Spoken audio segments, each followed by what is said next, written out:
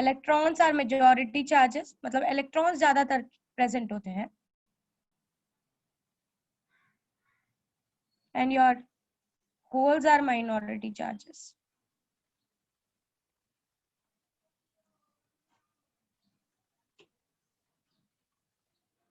Now ये जो P type होता है और ये वाला पार्ट एन टाइप होता है। पी टाइप वाला जो पार्ट होता है, as I said, holes are majority charges. इसमें ये बनता कैसे है? ये बनता है आपकी ट्राइवेलेंट इम्प्योरिटी से। फॉर एग्जांपल ये सिलिकॉन है, सिलिकॉन के साइड में एक ऐसे एटम को ज्वाइन करवाया जाता है जिसकी वैलेंसी 3 हो, बट सिलिकॉन की इटसेल्फ की वैलेंसी 4 है, तो उसका एक पार्ट हमेशा खाली रहता है हर बार। So this is what is called as P type semiconductors. ऐसे एलिमेंट से इसका डोपिंग किया जाता है कि हमेशा उसकी वैलेंसी 3 हो, सो दैट सिलिकॉन का एक साइड हमेशा खाली होता है।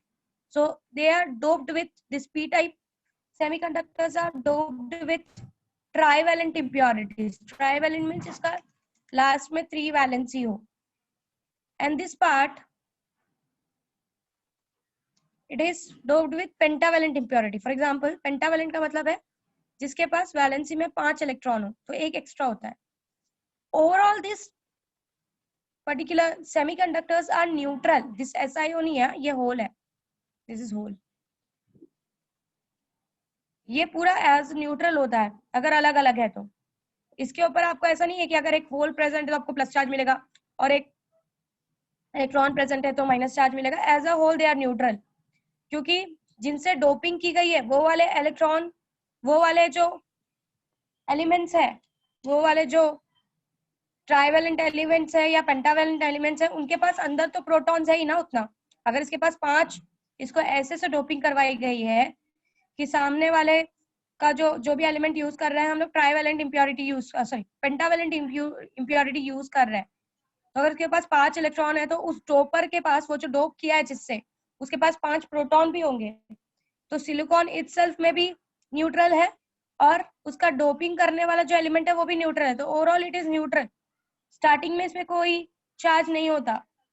जब हम इसको दोनों को मिक्स कर देते हैं, when we mix this two, जब हम पीएन जंक्शन बनाते हैं तब वहां पर चार्जेस, वहां पर फील्ड क्रिएट होता है।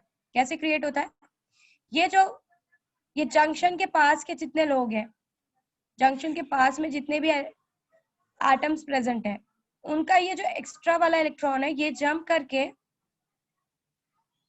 इस होल में जाके बैठ जाता है, because this is plus this is minus, ये यहाँ पर जाकर बैठ जाता है। तो इसने डोनेट किया है ये वाले पार्ट ने, this was our N type. Electron present है इसमें, दिस इज एन टाइप, और जिसमें होल प्रेजेंट है दिस इज पी टाइप। इसने डोनेट किया है तो इसके ऊपर प्लस चार्ज आ जाता है, और जिसने एक्सेप्ट किया उसके ऊपर माइनस चार्ज आ जाता है। नाउ इसी वजह से ये डिप्लेशन रीजन और पोटेंशियल बैरियर का फॉर्मेशन होता है।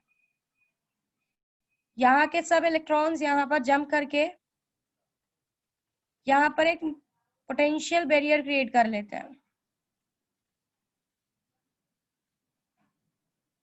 ये वाला जो पी साइड है ये नेगेटिव पोटेंशियल हो जाता है, और जो एन टाइप है वो पॉजिटिव पोटेंशियल हो जाता है। This is your diode, this is your depletion region, this is P region, this is N region. अभी फिलहाल मैंने इसके साथ कोई भी बाइसिंग नहीं की है। This is how the field has been created. बहुत बेसिक रिविजन दे रही हूँ वापस से कि आप लोगों को कुछ, क्योंकि मैं आगे का कुछ नहीं समझा सकती अगर आपको पीछे का कुछ नहीं आता तो, और कोई फायदा नहीं है फिर लेक्चर बैठ के। और मैं ये लास्ट टाइम रिवाइज कर रही हूँ, कीप इट इन माइंड। अब जब आप उसको फॉरवर्ड बायस में करते हो, वो मैं एक्सप्लेनेशन नहीं दे रही हूँ। जो रिवर्स बायस में करते हो तो क्या होता है, वो उसी के साथ हम सीधा जाएंगे। When I go to reverse bias, क्योंकि फोटो डायोड हम रिवर्स बायस में यूज करते हैं, we know this particular part.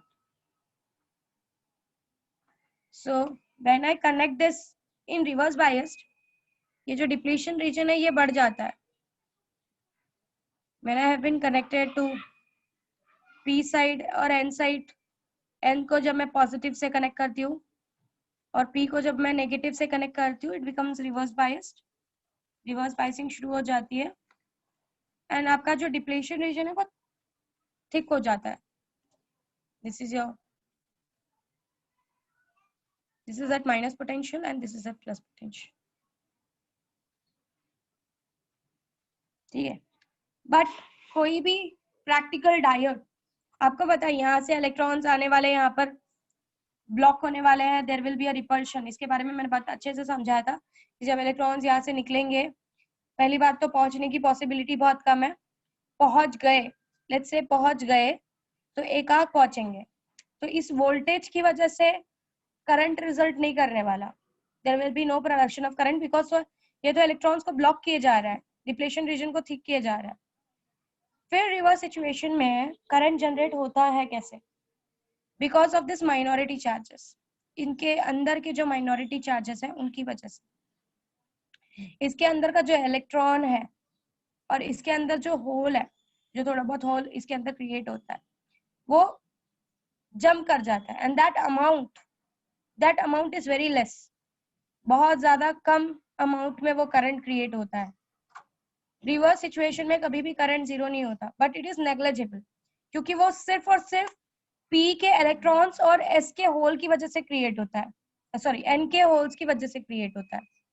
वो माइनॉरिटी चार्जेस के अपने कॉम्बिनेशन की वजह से क्रिएट होता है. इसकी वजह से कोई इफेक्ट नहीं है वहां पे. हाँ, इसका इफेक्ट आएगा जब आप ब्रेकडाउन वोल्टेज पे पहुंचोगे. जब आप ब्रेकडाउन वोल्टेज पे पहुंचोगे तो वो एक ऐसा वोल्टेज होगा जिसपे आपको करंट बहुत ज्यादा मैक्सिमम मिलेगा और आपको डायोड खराब हो जाएगा. तो इसका इफेक्ट ब्रेकडाउन वोल्टेज पे आता है. इस बाहर का वोल्टेज ब्रेकडाउन वोल्टेज पे वो इफेक्ट दिखाता है, उससे पहले नहीं. उससे पहले आपको करंट बहुत ही माइन्यूट अमाउंट में मिलेगा, बहुत ज्यादा माइन्यूट. और वो भी किसकी वजह से मिल रहा है? Because of the minority charges of your semiconductors.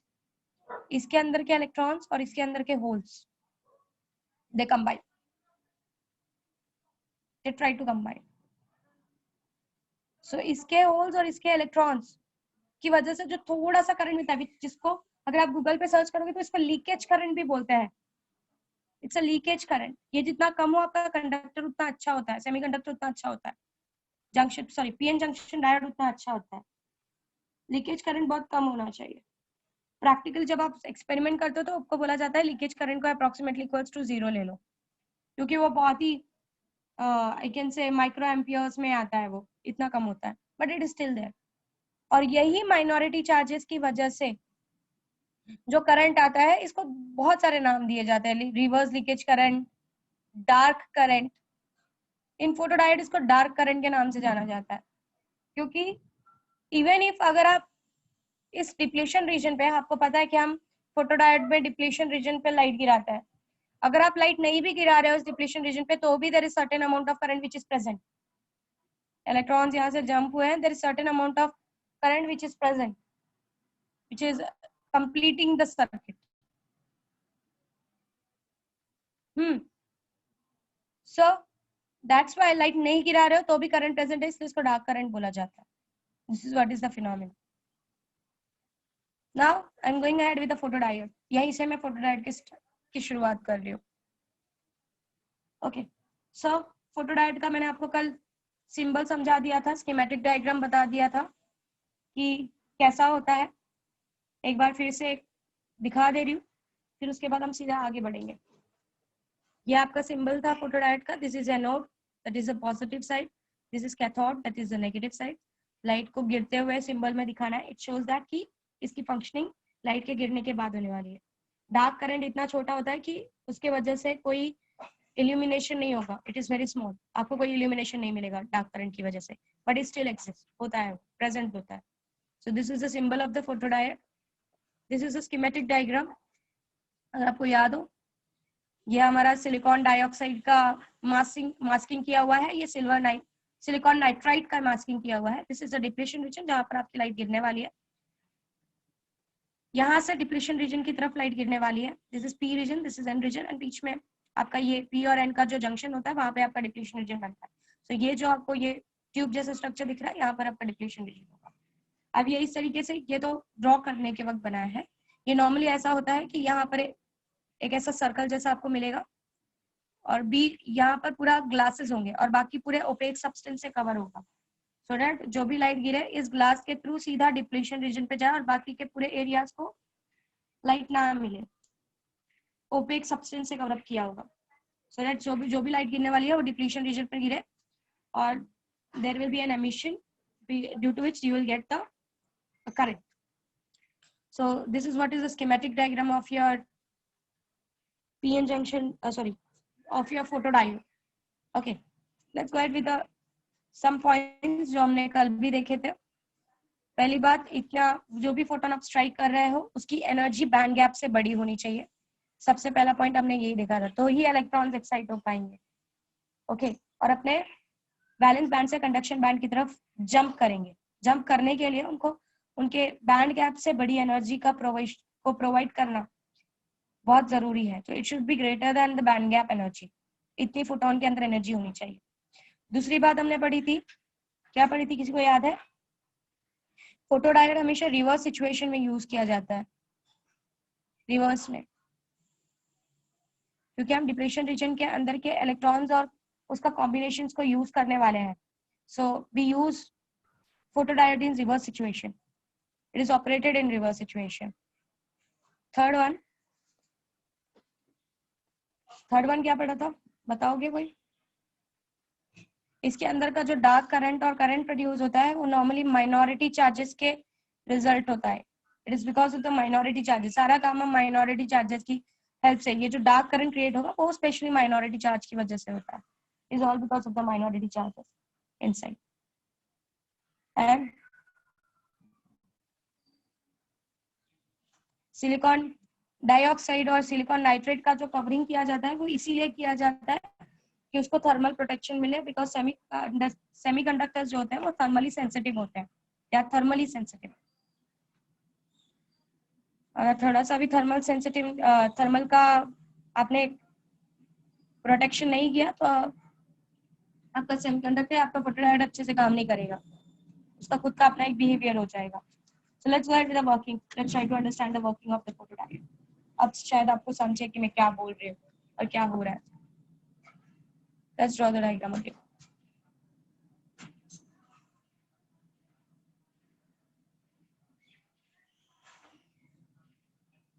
I have connected this into reversed bias situation. Depletion region ठीक हो गया है. See, इसको रिवर्स बायस सिचुएशन में यूज करने का रीजन यही है कि इसका डिप्लीशन रीजन यहाँ पर जो थिक हो जाता है ना, हम उसका यूज करने वाले हैं. ओके, इलेक्ट्रिक फील्ड बढ़ जाती है और इलेक्ट्रिक फील्ड बढ़ने की वजह से होता क्या है कि आराम से जो इलेक्ट्रॉन्स है वो इस इलेक्ट्रिक फील्ड की वजह से अट्रैक्ट होते जाते हैं and there is a production of current in the circuit with the help of the photons. इतनी मतलब वो फोटॉन्स इतनी ताकत हमको दे देते हैं, इतना रेंज हमको दे देते हैं कि इसके अंदर जो भी इलेक्ट्रॉन्स प्रेजेंट है उनको हम एक्साइट करके रन करवा सकते हैं. This is how it happens. Okay, so बाहर का जो वोल्टेज है ये सिर्फ इसलिए लगाया गया है so that we can get a reverse bias situation और ये डिप्लीशन रीजन बढ़ जाए. ओके, ये बढ़ जाए. Now this is minus, this is plus. आपको पता है ये पी साइड है, ये एन साइड है, यहाँ पर सब इलेक्ट्रॉन्स प्रेजेंट है, यहाँ पे सब प्लस प्रेजेंट है.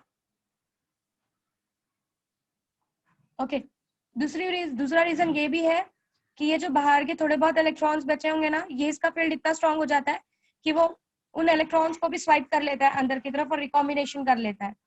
सो इसका कैपेसिटेंस कम हो जाता है रिवर्स सिचुएशन में. अब ये कैपेसिटेंस वर्ड क्या है, या आप एसी में पढ़ोगे कि what do you mean by capacitance.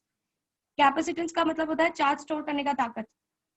यहाँ पे हम क्या करते हैं, कॉम्बिनेशन करवा देते हैं सो दैट ये जो जब ये थिक हो जाता है इसका कैपेसिटेंस को हम कम करते हैं. अब तुम्हारे दिमाग में आ रहा होगा मैम हमको चार्ज की जरूरत है और आप बोल रहे हो चार्ज कम कर रहे हैं. हम रिकम्बाइन करा रहे हैं इन. आपको पता है कि डिप्लीशन रीजन में कभी भी फ्री चार्ज अवेलेबल नहीं होता.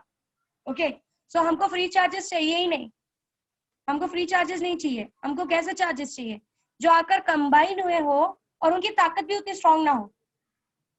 ये इलेक्ट्रिक फील्ड हम इतना स्ट्रॉन्ग करने की कोशिश करते हैं कि इसका कैपेसिटेंस हम कम करने की कोशिश करते हैं. क्यों? कि ज्यादा से ज्यादा इलेक्ट्रॉन्स जो हो, जो फ्री इलेक्ट्रॉन्स हो, आके यहाँ पर कंबाइन हुए हो, और हम अगर फोटोन की एक हल्की सी भी एनर्जी इसको प्रोवाइड करें तो फोटोन, सिंस ये जबरदस्ती आकर स्टिक हुए हैं, जबरदस्ती आके कंबाइन हुए हैं, तो हल्का सा भी फोटोन का अगर एक्साइटेशन एनर्जी मिले तो वो फटाक से एनर्जेटिक हो जाए और वो फ्लो होना चालू कर दे। मतलब समझ रहे हो, टाइम का रिस्पॉन्स कम हो जाएगा, टाइम जो लगने वाला है रिस्पॉन्स के लिए वो कम हो जाएगा। यहाँ पर वो सब अपने एटम्स के साथ बैठे हैं, जो फ्री इलेक्ट्रॉन्स हैं वो सिलिकॉन के में अपने एटम्स के साथ बैठे हुए हैं, they are sitting with their own dopants.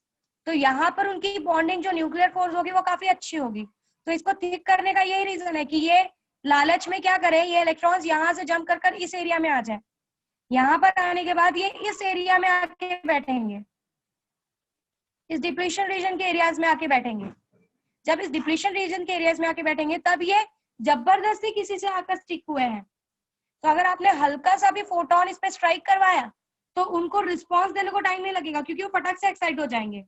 यहाँ पे वो बैलेंस सिचुएशन में नहीं बैठे हुए हैं, बैलेंस सिचुएशन में कहाँ बैठे थे, इस एरिया में। तो इसको थिक करने का रीजन यही है कि मेरे को जो टाइम लगने वाला है रिस्पॉन्स के लिए वो कम लगे।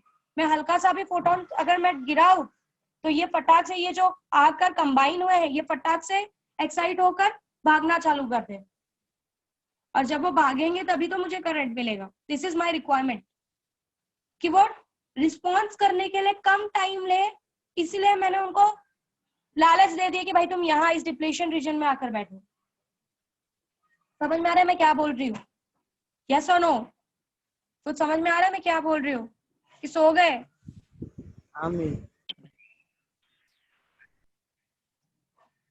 सौरभ के अलावा किसी को समझ में नहीं आ रहा है क्या? अमला, यस और नो? समझ में आ रहा है? Yes miss. नहीं समझ रहा है तो भी दूंगी। सो यहाँ पर in this areas they are quite stable, but in this areas we try to maintain them at unstable. इतनी भी स्टेबल सिचुएशन में ये अंदर भले पेयरिंग हो गई है, पेयरिंग होने के बाद वो अच्छे से जाकर बैठ गए हैं, यहाँ के इलेक्ट्रॉन्स होल्स में जाके बैठ गए हैं, जिसकी वजह से यहाँ पे होल्स का क्रिएशन हो गया है, यहाँ पे इलेक्ट्रॉन्स का क्रिएशन हो गया है, but still they are unstable. They are inside the electric field. They have created an electric field. They have created a potential barrier of plus and minus. जिससे क्या होगा, अगर मैंने हल्का सा भी इलेक्ट्रॉन, हल्का सा भी फोटोन गिराया वो तुरंत रिस्पॉन्स करेंगे। क्यों? क्योंकि they are not at the stable situation in this point. बहुत स्टेबल नहीं है, भले वो रिकम्बाइन हो चुके हैं, रिकम्बाइन होकर सिलिकॉन का 4 का रिक्वायरमेंट था यहाँ पर सिलिकॉन के पास इम्प्योरिटी थी, जिसकी वजह से सिलिकॉन के पास एक होल था, इसका इलेक्ट्रॉन ने आके इसको फिल तो कर दिया, पर ये इसकी जगह थोड़ी ना है। ये तो किसी से, आप कहीं पर उधारी में रह रहे हो, किसी की जगह पे जाके रिकम्बाइन हो रहे हो, तो वो थोड़ी ना बहुत खुश रहेगा कि हाँ अपनी खुद की जगह होती है। तो मैंने इसको यहाँ पर ले जाकर, मेरे को सिर्फ एक रीजन है कि ये बहुत अनस्टेबल है, कि मैं हल्का सा भी अगर फोटोन, एक पर्टिकुलर इंटेंसिटी का अगर मैं फोटोन आकर इस पे गिराऊं तो ये फटाक से एक्साइट हो और भागना चालू कर दे टुवर्ड्स द पॉजिटिव फील्ड। समझ में आ रहा है? So that is why it is used in the reverse situation कि ये जो थिकनेस है ये बढ़ जाए, और जितने ये आराम से अपनी जगह पे बैठे हुए हैं वो आके दूसरों की जगह पे बैठे, उस होल्स की जगह पे बैठे और अनस्टेबल रहे, कि मेरा टाइम लैग ना हो, मैं फोटोन गिराऊं वो एक्साइट हो और भागना चालू कर दे, and we will get a current. This is how the photodiode works. ये उधारी की जगह बहुत दिन तक नहीं चलेगी इलेक्ट्रॉन्स की। और वैसे ही होल्स का भी सिचुएशन है। मैं इलेक्ट्रॉन्स के टर्म में इसलिए बात कर रही हूँ क्योंकि आपको पता है होल्स क्रिएट ही इलेक्ट्रॉन्स की वजह से होता है। तो इलेक्ट्रॉन होल्स का भी वही सिचुएशन, अगर आप दिमाग में ये लेके चलो कि holes are also some, holes is also N holes is N also N charge, actually में it is N charge, but इसका मैकेनिज्म सब किसकी वजह से होता है?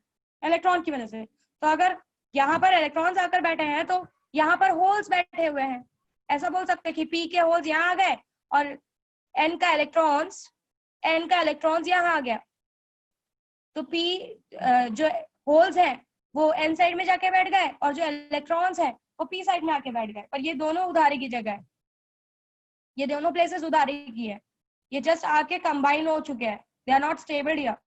मैंने हल्का सा फोटोन किया, दे हैव रिकम्बाइंड, रिकॉम्बिनेशन हो गया है, ओके, बट मैंने अगर हल्का सा भी फोटोन गिराया तो वो पॉजिटिव की तरफ भागना शुरू कर देंगे, क्योंकि वो उनकी खुद की जगह नहीं है। और यही मैं चाहती हूँ, यही मैं चाहती हूँ। बट सिंपल सा फंडा है कि आपको भी पता है कि इनको भगाने के लिए मुझे इतनी एनर्जी तो प्रोवाइड करनी पड़ेगी जो उनके बैंड गैप से ऊपर हो। मैं कम एनर्जी से धक्का मार रही हूँ तो वो मूव नहीं करेंगे, तो उतनी रिक्वायरमेंट तो मुझे है। समझ में आया? अब जैसे ही मैंने इनके ऊपर, अब पहले तो मैं आपको डार्क करंट के बारे में समझा चुकी हूँ कि रिवर्स बाय सिचुएशन में होने की वजह से एक लीकेज करंट, एक डार्क करंट माइनॉरिटी चार्जेस की वजह से तो ऑलरेडी प्रेजेंट होता ही है, इट इज ऑलवेज है। ओके, अब जैसे ही मैंने फोटॉन्स गिराया एक प्रॉपर इंटेंसिटी का, जैसे ही मैंने फोटॉन्स गिराया, व्हाट आई एम ऑब्जर्विंग कि जो, अब यहाँ पर तुम मैकेनिज्म को जरा ध्यान से देखो, ये इलेक्ट्रॉन यहाँ पर आके बैठा था, जैसे ही मैं फोटोन गिराऊंगी इसको एक अमाउंट ऑफ एनर्जी मिल जाएगी और ये यहाँ से कूद जाएगा, इट विल जंप। अब ये कौन से डायरेक्शन में जाएगा? ये पॉजिटिव पोटेंशियल है, ये नेगेटिव पोटेंशियल है, इलेक्ट्रॉन्स आर नेगेटिवली चार्ज्ड, सो ये कौन से पोटेंशियल की तरफ भागेंगे? ये पॉजिटिव पोटेंशियल की तरफ भागेंगे, और यहाँ से निकलते हुए सारे इलेक्ट्रॉन्स इस तरफ भागने की कोशिश करेंगे, दे विल स्टार्ट फ्लोइंग। और यहाँ से निकलते हुए सारे होल्स, अब इलेक्ट्रॉन यहाँ आ रहे तो होल्स यहाँ शिफ्ट होंगे, होल्स इस डायरेक्शन में जाएंगे। And in this way, because ये इलेक्ट्रॉन्स तो पी साइड में माइनॉरिटी चार्जेस है एंड होल्स एन साइड में माइनॉरिटी चार्जेस है, तो यहाँ पर पूरा जो करंट का जनरेशन होगा, जो वापस जो नेक्स्ट करंट आएगा, जो फोटॉन्स के गिराने के बाद आया है, फोटॉन्स के गिराने के बाद जब ये इलेक्ट्रॉन्स फ्लो होना स्टार्ट हुए हैं and you are getting a current, that is called as photo current, उसको हम फोटो करंट बोलते हैं। और यहाँ पे भी आप देख सकते हो फोटो करंट किसकी वजह से मिल रहा है, इलेक्ट्रॉन्स का इस पर्टिकुलर एन साइड में जाने की वजह से एंड होल्स का इस साइड में आने की वजह से। Electrons will start flowing from p side to n side. They start going from negative potential to positive potential. उल्टा भागना शुरू कर रहे हैं, यहाँ पर आ रहा है। तो आपके इलेक्ट्रॉन्स के n साइड में जाने की वजह से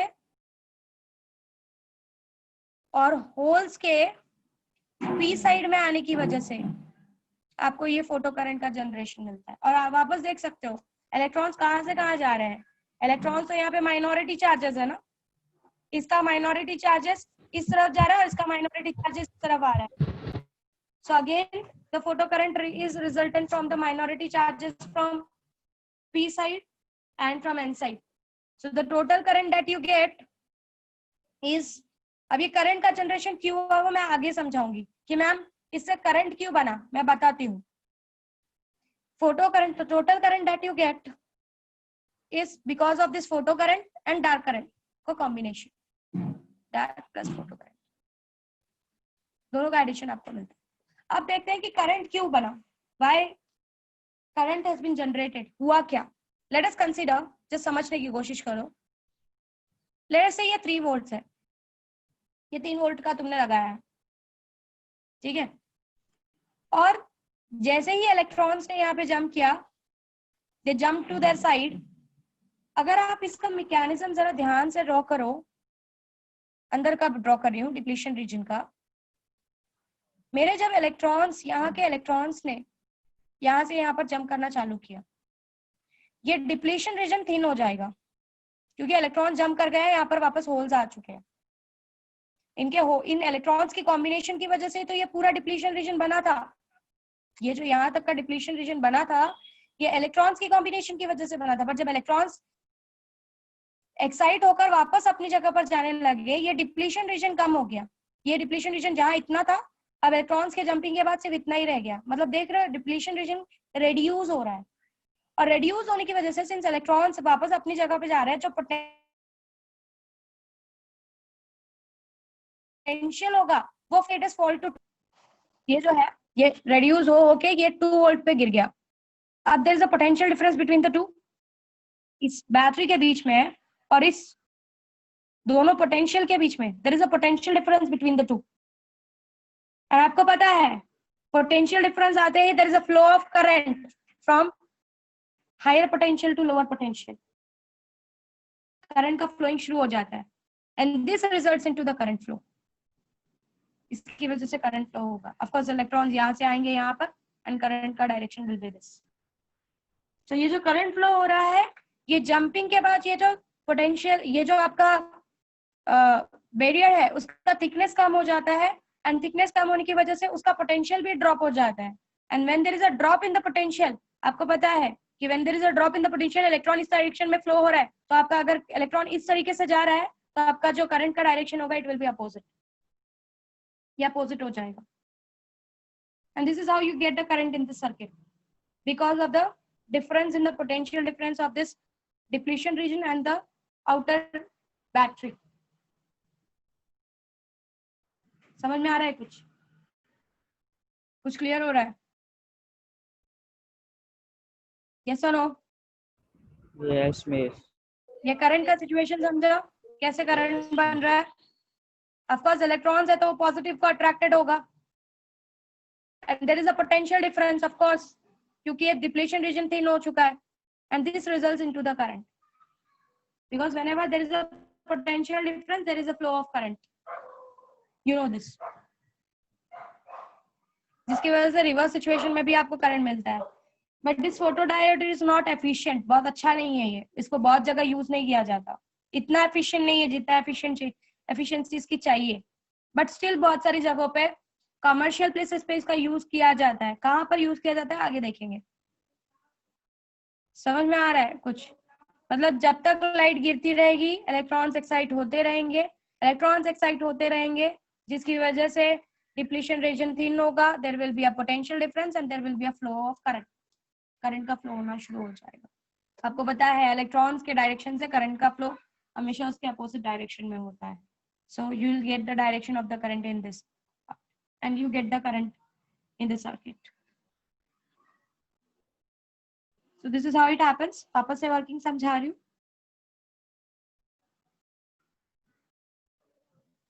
वापस से सर्किट समझा रही हूँ। क्या हुआ अभिषेक? अनम्यूट करके पूछो।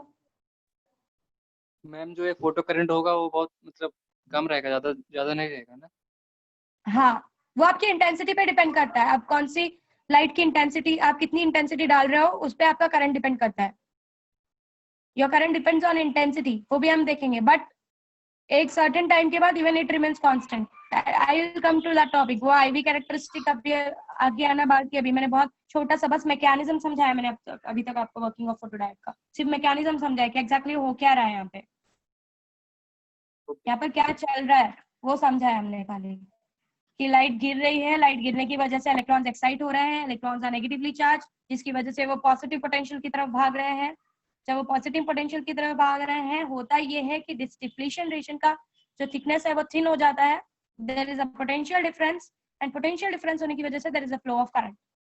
इस डिफरेंस की वजह से मुझे फ्लो ऑफ करंट मिलता है। ये जो इलेक्ट्रॉन की जंपिंग स्टार्ट हुई, यहाँ पर तुम सोच सकते हो रिवर्स बायस में हमको करंट मिलता ही नहीं था, यहाँ पे हम इसको इन इलेक्ट्रॉन्स को जंप करवा कर इनके हेल्प से हम करंट बना रहे हैं। This is what is the mechanism of A photodiode. पूरा उल्टा काम करके काम करवा रहा है। रिवर्स सिचुएशन में आपके डायोड को यूज कर रहे हैं। We are trying to use the reverse situation, जो कि एक्चुअली में it's a waste, but still we have used it for our commercial purpose. और ये आज के टाइम में बहुत से कमर्शियल जगह पे यूज किया जाता है। इसका यूज बहुत जगहों पर किया जाता है। एफिशिएंट नहीं है इतना, बट स्टिल इसका यूज किया जाता है बिकॉज ये चीपर होता है, इट्स चीप। सो एक बार फिर से वर्किंग का मैकेनिज्म ध्यान से सुनो। यहाँ पर फोटॉन्स गिरा, this is in the reverse bias situation. आपका डिप्लीशन रीजन थिक होता है। इसको थिक रखने का रीजन यही होता है कि इलेक्ट्रॉन्स आकर कंबाइन हो जाए, फ्री इलेक्ट्रॉन्स, और दूसरों की जगह पे आकर बैठे, सो दैट अगर मैं हल्का सा भी धक्का मारूं तो उनको उठना पड़े।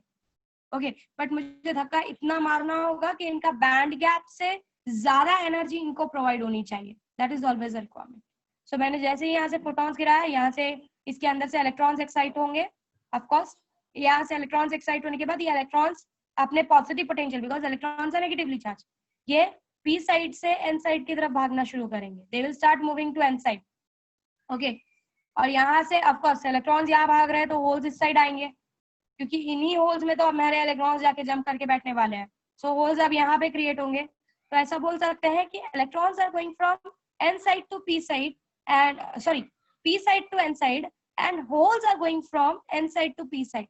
सो देख सकते हो कि यहाँ पर पूरा करंट जो हम बनाएंगे वो सारे माइनॉरिटी, क्योंकि इलेक्ट्रॉन्स इसमें माइनॉरिटी चार्ज है और होल इसमें माइनॉरिटी चार्ज है। सो हम सारा करंट जो बनाएंगे ये इलेक्ट्रॉन्स और hole, electrons in the P side and holes in the N side के हेल्प से बना रहे हैं। यहाँ पे हम पूरी तरीके से माइनॉरिटी चार्जेस को यूज करके काम कर रहे हैं।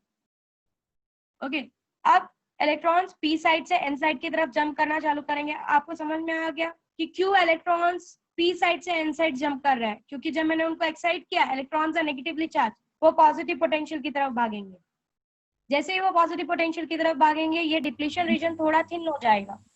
थिन होने की वजह से इन दोनों के बीच में एक बड़ा पोटेंशियल डिफरेंस क्रिएट होगा, एंड जब पोटेंशियल डिफरेंस क्रिएट होगा, there will be a production of current. Of course, electrons will be attracted towards this side, so current will be in the opposite side.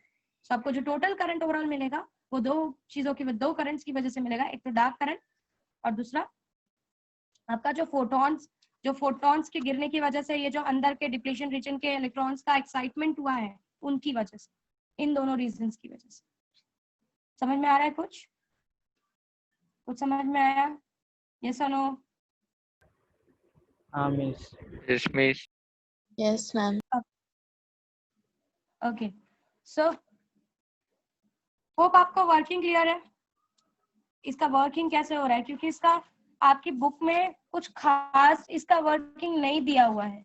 आपको सिर्फ इतना बोला है कि आपकी बुक में सिर्फ इतना ही बताया है कि यहाँ पर आपने लाइट गिरा दिया, electrons are being attracted towards the positive side and electron starts moving towards N side, towards the positive potential, electron starts moving towards the n side and your hole starts moving towards the p side.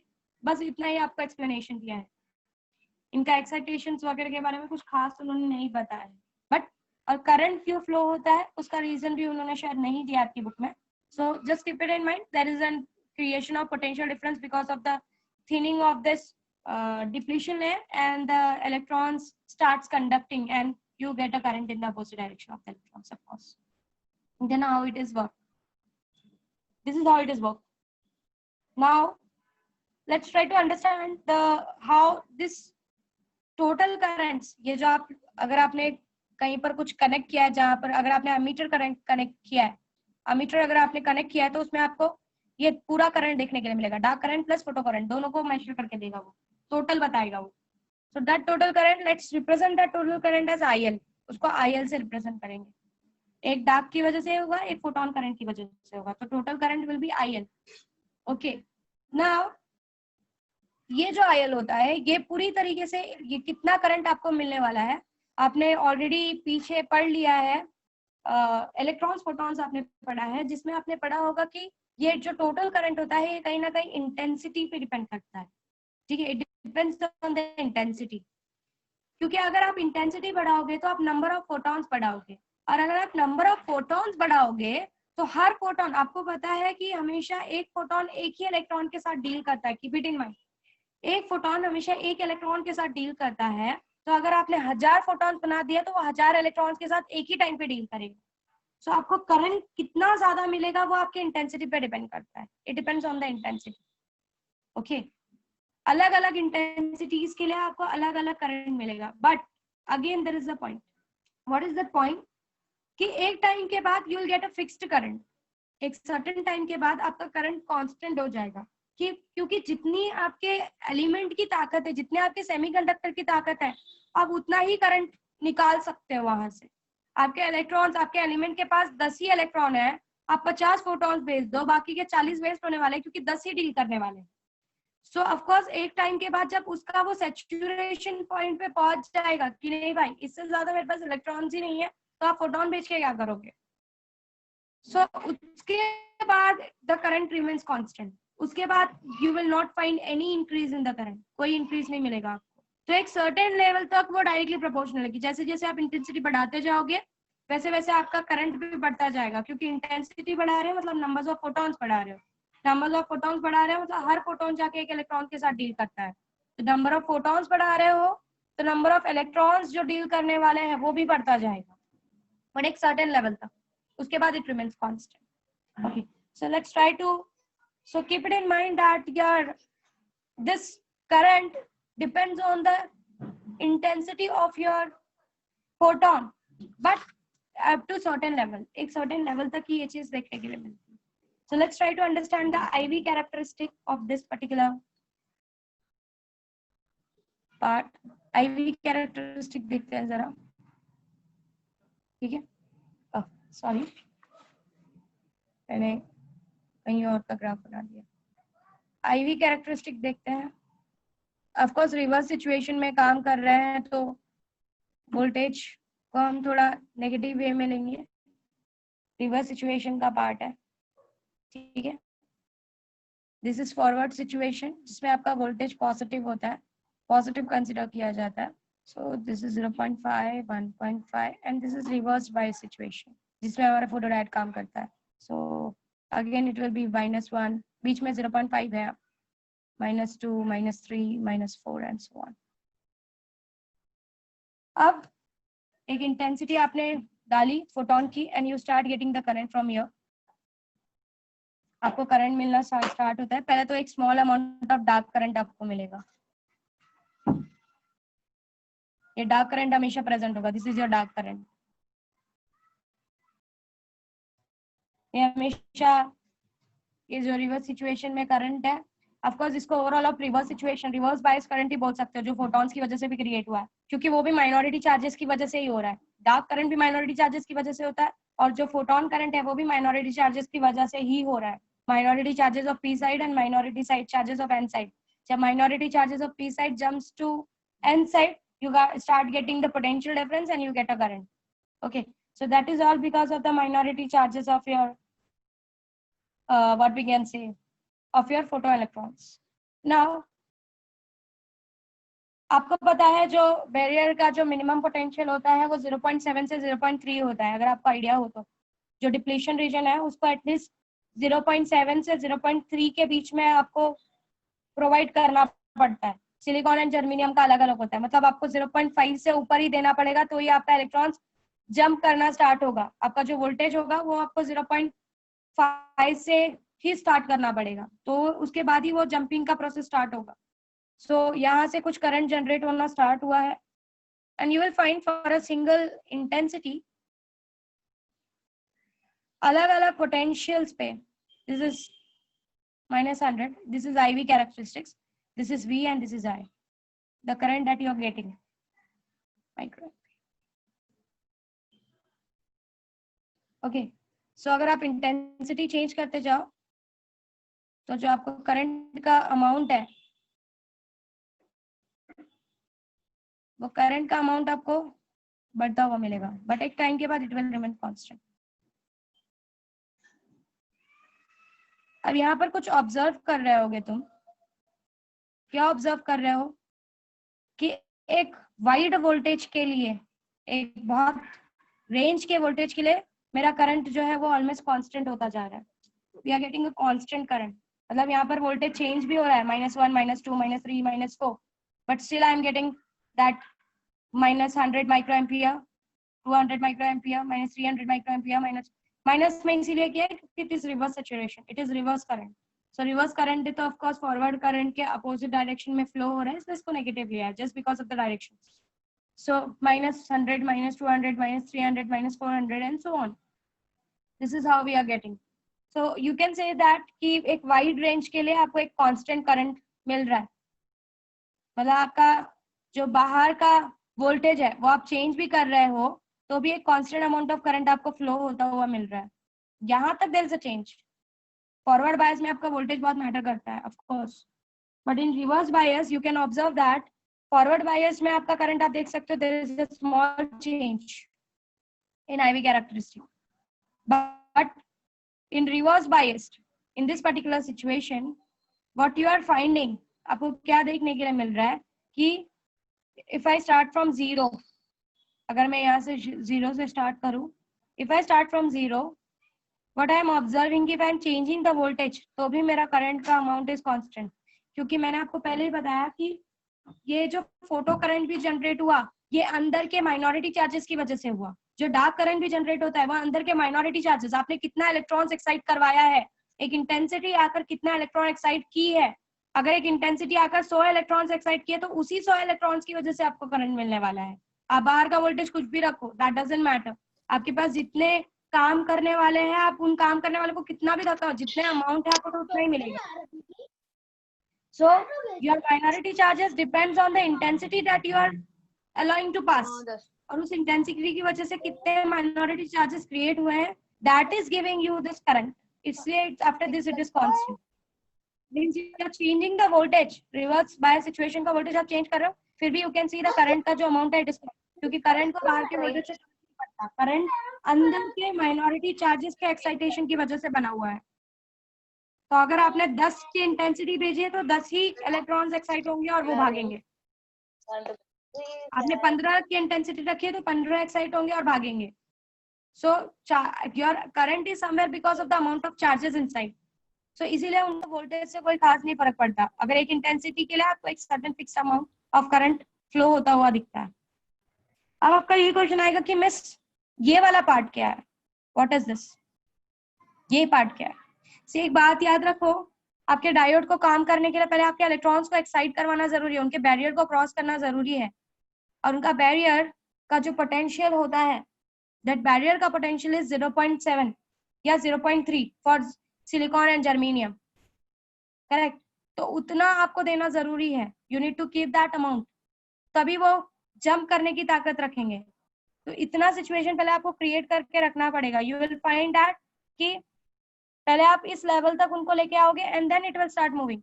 तो पहले वो उतना barrier को cross करेंगे, उसके बाद आपको flow of current मिलना चालू होगा एक कांस्टेंट अमाउंट में। This is what a graph you practically observe, this is practical observation कि इतना अमाउंट आपको फॉरवर्ड बाय सिचुएशन में भी देखने के लिए मिलता है कि स्टार्टिंग में व्हाटएवर फोटॉन्स यू गिव वो फॉरवर्ड बाय सिचुएशन की तरह आपका डायोड वर्क करता है। मैं बहुत ज्यादा मैकेनिज्म में नहीं जाऊंगी।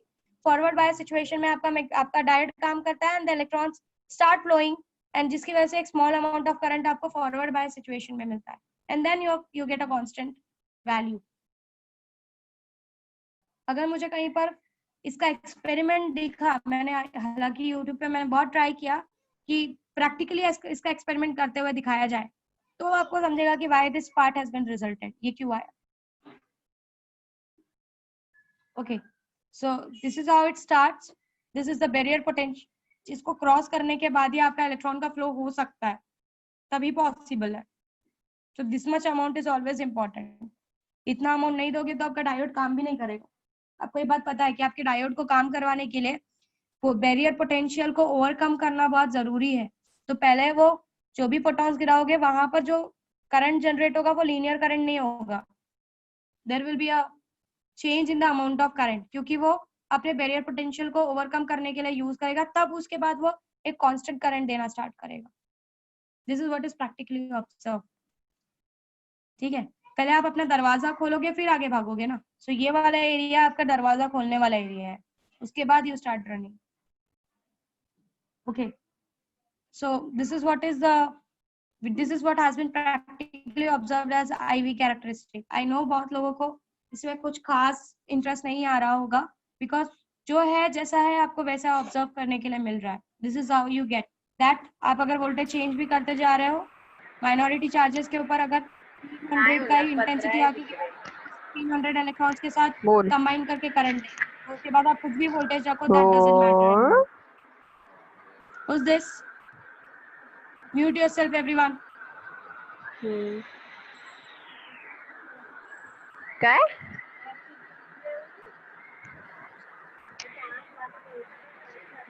Sanjana, mute yourself.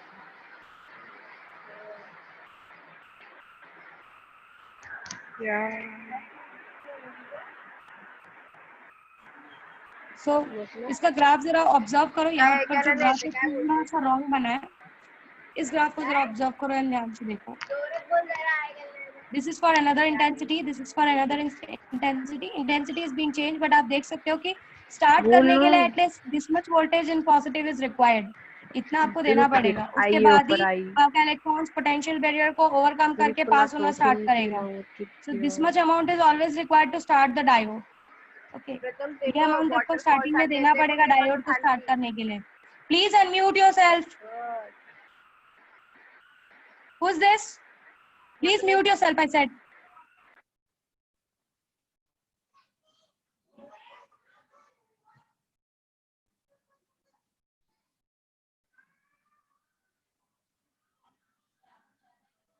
Now, this is what you observe. This much amount is required to overcome the barrier potential at least. उसके बाद this current starts flowing. So starting में आपको linearity नहीं मिलेगा. Yes. मैम मैं गलती से होस्ट हो गया हूँ. एक minute wait for a while, शायद मैम डिस्कनेक्ट हुई होंगी.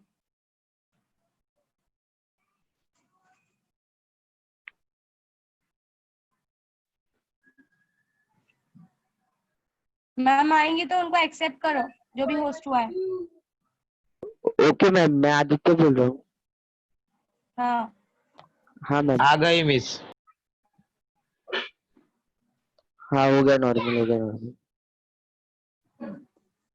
ठीक है. So this is what is the IV characteristic.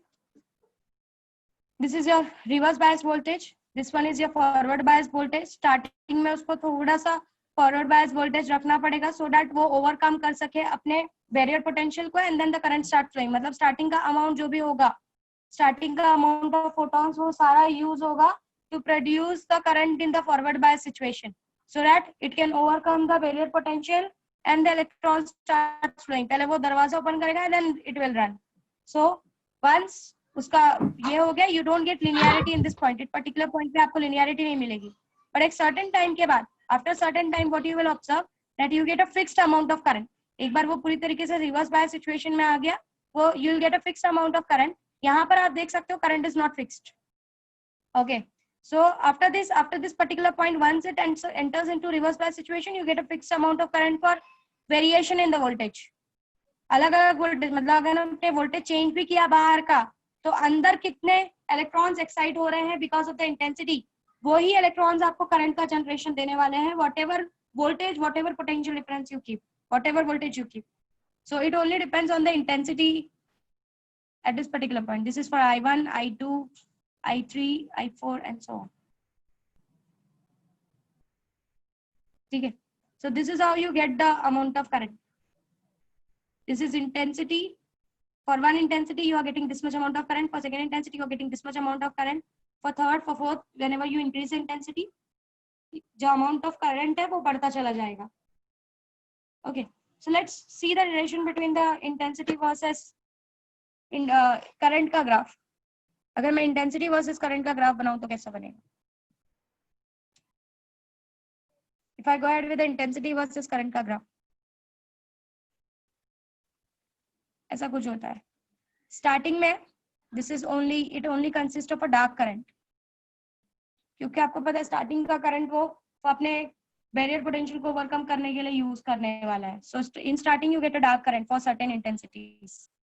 जैसे कि हमने देखा था कि वो 0.5 पॉजिटिव 0.5 से शुरू हो रहा था because it was overcoming its barrier potential and then the current suddenly starts increasing. Current एकदम एक पॉइंट तक इंक्रीज होना स्टार्ट होगा. अब जैसे जैसे आप इंटेंसिटी वर्सेस करंट का ग्राफ, जैसे जैसे आप इंटेंसिटी बढ़ा रहे हो आपको करंट का वैल्यू बढ़ता हुआ मिलेगा. बट एक सर्टेन टाइम के बाद आपको वापस से करंट, आप कितनी भी इंटेंसिटी बढ़ाओ, अब आपको करंट बढ़ता हुआ नहीं मिलेगा. This is that point and this point is called as IS, that is saturation current. अब आप कोई भी इंटेंसिटी अप्लाई करो, आपको you will not find any increase in the current. उसके बाद करंट कांस्टेंट हो जाएगा इन दैट सर्किट, क्योंकि उसके पास 100 इलेक्ट्रॉन है. इफ इट हैज 100 इलेक्ट्रॉन्स, अगर उसके पास 100 इलेक्ट्रॉन्स है तो आप 1000 इंटेंसिटी भेज के भी कोई फायदा नहीं है, क्योंकि एक बार में वो एक के साथ डील करेगा तो वो 100 इलेक्ट्रॉन्स को ही बाहर रिलीज करेगा. So this point is the saturation point. इसके बाद आप इंटेंसिटी कितना भी बढ़ाओ, आपका करंट बढ़ने वाला नहीं है. It is going to be constant. IS is the saturation current, ID is the dark current.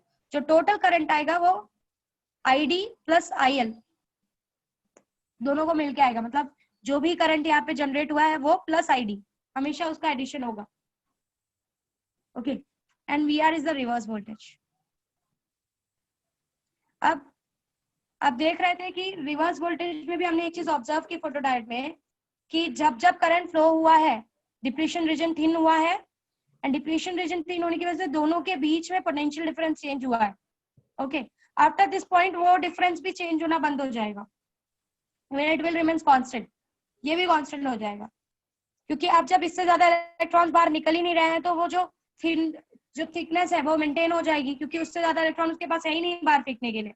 So even जब वो पोटेंशियल डिफरेंस क्रिएट हो रहा था दोनों बैटरी और तुम्हारे पोटेंशियल बैरियर के बीच, वो भी अब कांस्टेंट हो जाएगा when you will reach to this particular situation. ठीक है, it will also remains constant, it will remain constant for a particular value. ठीक है, so this is how you get that if you keep the voltage at a constant point and you start increasing the intensity, what you're observing कि when you start increasing the intensity the current goes on increasing, but एक particular point तक, एक particular intensity तक आपको सिर्फ dark current मिल रहा है because it will use some amount of energy to overcome the potential barrier, जो कि हमने forward biased वाले situation में देखा IV graph में। उसके बाद your current starts increasing. When your current start increasing, again it goes to a constant value. This is for different intensities, and keep it in mind. That was IV characteristic. This is current versus intensity. दोनों अलग अलग graphs है, but दोनों के बीच में relation है, दोनों के बीच में आप रिलेशन क्रिएट कर सकते हो। So here the intensity goes on increasing, and after that, the एक particular point के बाद there is something called as saturation current. उसके बाद आपने करंट थोड़ा भी बढ़ाया, सॉरी इंटेंसिटी बढ़ाई भी, तो भी सैचुरेशन करंट अब नहीं बढ़ेगा। इवन जो रिवर्स वोल्टेज जो ड्रॉप क्रिएट हो रहा था दो वोल्टेजेस के बीच में, अब वो भी कांस्टेंट हो जाएगा, it is not going to change, आप कितने भी इंटेंसिटी बढ़ाओ, क्योंकि अब उससे ज्यादा डिप्लेशन रीजन थिन नहीं हो सकता, वो उसका लास्ट बोल सकते लास्ट एज है, लास्ट पॉइंट है जहां तक वो सैचुरेशन करंट जहां तक वो करंट प्रोड्यूस करके दे सकता था, उसके बाद इवन वो ड्रॉप भी कांस्टेंट हो जाएगा, and you get a fixed current after that even if you increase the intensity. I know बहुत लोगों के पल्ले नहीं पड़ रहा होगा ये सब चीजें, but just try to understand, समझने की कोशिश करो।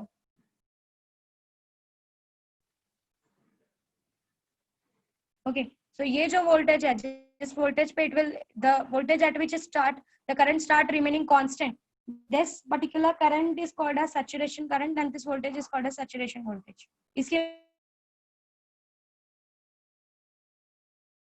फ्लो कांस्टेंट ऐसा नहीं है। तो बहुत कुछ समझ लिया है आई थिंक सो, जरा एक बार गो थ्रू करो सारी चीजों को, ग्राफ देखो, कुछ डाउट है तो पूछो। मैं एक बात बोलूंगी, जस्ट एक बार पहले वर्किंग दिमाग में लाओ, मैं जो जो चीजें बोल रही हूँ वो चीजों को रिवाइज करो अपने दिमाग में। सबसे पहले हमने उसके पॉइंट्स पढ़े, 3-4 पॉइंट्स पढ़े फोटो डायोड के, कि उसको एनर्जी बैंड गैप से, उसको फोटॉन्स ऐसे देने होंगे जो बैंड गैप से ज्यादा एनर्जी वाले हो। दूसरा हमने पढ़ा इसको रिवर्स सिचुएशन में पढ़ा जाता है। तीसरा हमने पढ़ा यहाँ पे जो भी करंट मिलेगा सब माइनॉरिटी चार्जेस की वजह से मिलेगा। चौथा हमने क्या पढ़ा कि इसमें जो सिलिकॉन नाइट्राइड और सिलिकॉन डाइऑक्साइड की कवरिंग की जाती है, वो कवरिंग उसको टेम्परेचर से बचाने के लिए, टेम्परेचर सेंसिंग के लिए, ये टेम्परेचर सेंसिटिव होता है तो उससे बचाने के लिए की जाती है। जो भी फोटॉन्स गिराने वाले हैं डिप्लेशन रीजन में गिराने वाले हैं, इसलिए डिप्लेशन रीजन का थिक होना बहुत जरूरी है। क्यों थिक होना जरूरी है उसका रीजन भी मैंने बता दिया, कि मैं जब डिप्लेशन रीजन को थिक करूंगी, मेरे इलेक्ट्रॉन्स जो एक्स्ट्रा इलेक्ट्रॉन्स है मेरे एन टाइप के, वो आकर डिप्लेशन रीजन में बैठेंगे और वो दूसरी किसी जगह पर बैठे हैं तो वो बहुत अनस्टेबल होंगे। तो हल्का सा भी फोटोन दिया तो एक तो उसको कंडक्शन बैंड में जंप करने के लिए अमाउंट ऑफ एनर्जी चाहिए होगी, और दूसरा कुछ अमाउंट ऑफ एनर्जी वो पोटेंशियल बैरियर को खत्म करने में यूज करेगा। This is how it will work. Okay, it will try to go ahead for the potential barrier, वो उसको ओवरकम करने के लिए यूज करेगा। और उस सिचुएशन में आपका डायोड एक सर्टेन अमाउंट के लिए फॉरवर्ड बायस सिचुएशन में होता है, एक पर्टिकुलर छोटे अमाउंट के लिए। दैट इज आपने देखा था कि 0.5 से 0 के बीच में आपने एक करंट का वेरिएशन आपको देखने के लिए मिला, कि अगर इवन इस चीज को आप इस तरीके से भी समझ सकते हो अगर आप चाहो तो, कि जो आईवी कैरेक्टरिस्टिक है, अगर इवन आपको पता है कि अगर आपका डायोड जो है फॉरवर्ड बायस में 0.3 या 0.7 से चलता है, sensitive silicon 0.7 is the requirement, अगर 0.7 से नीचे भी है तो भी उसके अंदर एक रिवर्स सैचुरेशन करंट प्रेजेंट होता है। This is your dark current, समझ में आया? This is your dark current, मतलब इवन अगर वो 0.5 से नीचे का भी आपने वोल्ट दिया है नीचे, अगर आपने वोल्ट अप्लाई किया है और वो 0.7 से नीचे है तो भी it's a reverse situation only, क्योंकि आपके डायोड को काम करने के लिए फॉरवर्ड सिचुएशन में 0.7 से ऊपर का वोल्टेज चाहिए होता है। तो अगर आपने 0.3 भी अप्लाई किया है सिलिकॉन को तो वो इट विल वर्क लाइक कि ऐसा लगेगा कि it's in reverse situation only. इसीलिए आपको ये ग्राफ यहाँ से बना कर दिया है, ना कि पर्टिकुलरली यहाँ से। Dark current is always present, but even अगर आप 0.5 से 0.3 पे भी इसको रखो, 0.5 इसका फॉरवर्ड का सिचुएशन स्टार्ट होने के लिए 0.7 का रिक्वायरमेंट है, 0.7 से ऊपर फॉरवर्ड होता है, 0.7 के नीचे के जितने भी वोल्टेज होते हैं वो सब रिवर्स बायस वोल्टेज को रिजल्ट करते हैं। मतलब ये नहीं जरूरी है कि reverse bias voltage, of course ये जो नेगेटिव परफेक्टली रिवर्स बायस आप कब बोलते हो, जब आप इसको इस सिचुएशन में लगाओ। बट इवन अगर आपके डायोड की जो चलने की ताकत है वो 0.7 से शुरू ही होती है और आपने उससे कम भी लगाया तो भी आपका डायोड रिवर्स बायस जैसा बिहेव करेगा। आपने उसको रिवर्स बायस में लगाया ऐसा नहीं है, बट वो बिहेव रिवर्स बायस जैसा करेगा और करंट इस तरीके से क्रिएट करेगा। तो आपको उसको फॉरवर्ड बायस में भगाने के लिए एटलीस्ट 0.5 से ऊपर का करंट देना जरूरी, सॉरी 0.7 से ऊपर का वोल्टेज देना जरूरी है। 0.7 के नीचे वो पूरी तरीके से रिवर्स के जैसा सिचुएशन को रिजल्ट करेगा। समझ में आया? क्योंकि your diode will not work, but best working is over here, इस पॉइंट पे जहां per your depletion reason will be quite thick and your this will start working, your photodiode will start working. तो आपको ये जो current का जो maximum amount मिलेगा, ये जो कांस्टेंट अमाउंट मिलेगा एक करंट का, वो आपको इस सिचुएशन में मिलेगा। Now here you are changing the intensity. पहले फर्स्ट इंटेंसिटी पे आपको 100 मिला, दूसरे पे 200, तीसरे पे 300, तो चौथे पे 400 एंड सो ऑन। ये नेगेटिव साइन से इतना बता रहा है कि it's a reverse situation, it is reverse current, opposite direction में फ्लो होने वाला करंट है। इसका मतलब ये नहीं है कि -100 में -200 से तो बड़ा होता है, नो। यहाँ पे नेगेटिव साइन से डायरेक्शन इंडिकेट कर दिया, दैट्स ऑल। तो मैग्नीट्यूड वाइज जैसे जैसे इंटेंसिटी बढ़ाओगे करंट बढ़ता जाएगा, बट वो भी हमने पीछे देखा कि मैग्नीट्यूड बढ़ाने का मतलब ये नहीं कि बढ़ाते गए 700, 800, 900, एक ऐसा पॉइंट आएगा कि आपने 1000 बढ़ा दिया पर फिर भी वो 900 ही दिखाएगा। क्यों? क्योंकि उसके पास 1000 के इलेक्ट्रॉन्स है ही नहीं वहां पे, उससे ज्यादा पोटेंशियल डिफरेंस चेंज हो ही नहीं सकता, पोटेंशियल ड्रॉप हो ही नहीं सकता। वहां पे आपका पोटेंशियल कांस्टेंट हो जाएगा और उसके बाद से आपको एक कांस्टेंट करंट मिलना चालू हो जाएगा। That is your saturation current. कुछ समझ में आ रहा है? कुछ समझ में आ रहा है? यस और no? Yes miss. Yes miss. Yes miss. Miss Okay. एक डाउट था बोलो। मिस, वो अभी का डाउट नहीं, थोड़ा पहले का डाउट है मिस। वो जो बी टाइप सेमीकंडक्टर और एन टाइप सेमीकंडक्टर है वो दोनों को ज्वाइन कर देना, तो फिर मिस उनको एटॉमिक लेवल पे कैसे ज्वाइन करते रहेंगे? हाँ, एटॉमिक लेवल पे ज्वाइनिंग कैसे हो रही है। जस्ट देखो क्या किया जाता है, you can not see single single electrons and holes. Saurabh, आप single single electrons and holes को आप नहीं देखते हो। आप क्या कर रहे हो, आपने पी टाइप लिया, उसके अंदर डोपिंग कर दी, एन टाइप लिया, उसको डोपिंग कर दी, और उसके बाद आप क्या करोगे, जस्ट उनको स्टिक कर दोगे एक दूसरे के साथ। You just going to stick them, उनको मिक्स कर दोगे and you get a PN junction diode. PN junction का मतलब ये है कि एक साइड में आपका पूरा पी प्रेजेंट होगा और एक साइड में आपका पूरा एन प्रेजेंट होगा और बीच में यहाँ पर आप उनकी ज्वाइनिंग करोगे। This is the junction point. Okay, so junction जब ये ज्वाइन करोगे तब भी इसके जो फ्री इलेक्ट्रॉन्स आके यहाँ पे जंपिंग करके they get a relation between the two depletion regions. Mix करके ज्वाइन करते हैं? हाँ, they just join with each other. इसका मैकेनिज्म उस लेवल तक मत जाओ समझने कि कैसे ज्वाइन किया जाता है। Just try to understand this much point कि इनकी कॉम्बिनेशंस की वजह से आपको पीएन जंक्शन डायोड मिलता है। Okay miss. एटॉमिक लेवल पे डोपिंग तो पी साइड और एन साइड में हो ही चुकी है। ये फ्री, ये आपके प्योर सेमीकंडक्टर्स थोड़ी है, ये तो आपने बनाए हुए सेमीकंडक्टर्स है। ये आपने बनाया हुआ है, ये प्योर सेमीकंडक्टर्स नहीं है, दे आर एक्सट्रिंसिक सेमीकंडक्टर्स। तो एटॉमिक लेवल पे तो आप ऑलरेडी उनकी डोपिंग कर चुके हो, इसके अंदर ज्यादा इलेक्ट्रॉन्स ला चुके हो, इसके अंदर ज्यादा होल्स ला चुके हो, डोपिंग हो चुकी है, आप एटॉमिक लेवल पे ऑलरेडी काम कर चुके हो। उसके बाद जस्ट इन पी और एन को एक दूसरे के साथ ज्वाइन करके you get a PN junction diode, that's all. Okay ma'am. समझा?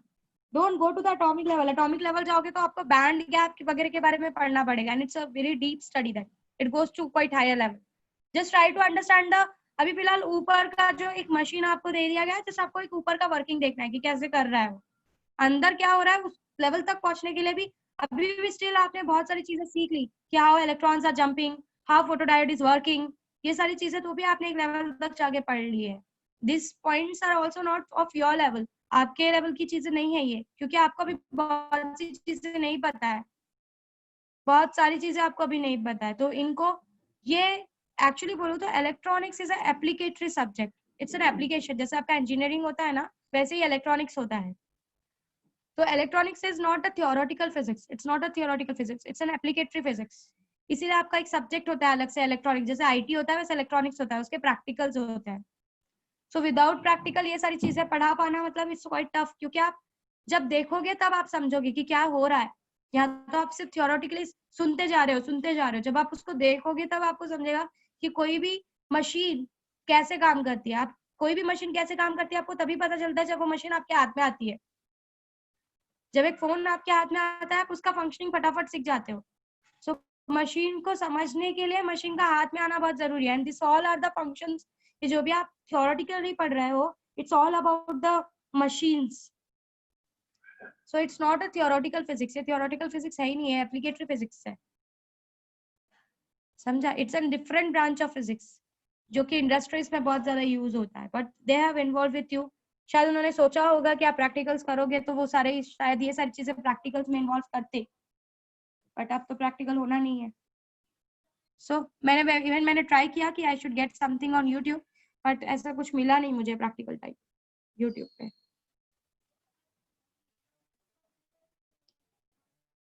ओके, सो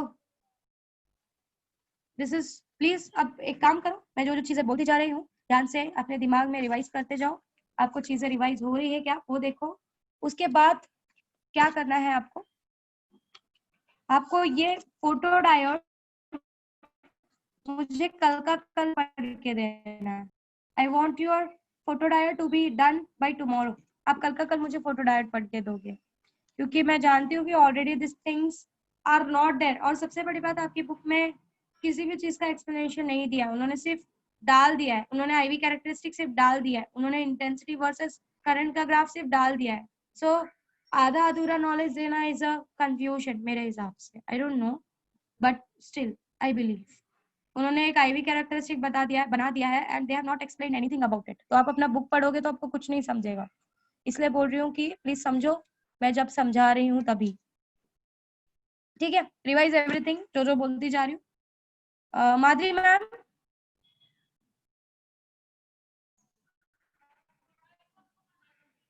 माधुरी मैम, प्रतिभा मैम, प्रतिभा मैम, ठीक है। आई थिंक मैम कहीं बिजी है। हम लोग स्टार्ट करते हैं एक शॉर्ट रिविजन के साथ फोटो डाल के। तुम बताओ हाँ क्या क्या बोलो। रिवाइज किया सबसे पहले पॉइंट। मैम रिकॉर्डिंग ऑफ कर दीजिए, इनका रिविजन ले रही हूँ अभी। हाँ ठीक है ठीक है। अरे मैं क्लास में थी इसलिए आवाज नहीं आ रहा।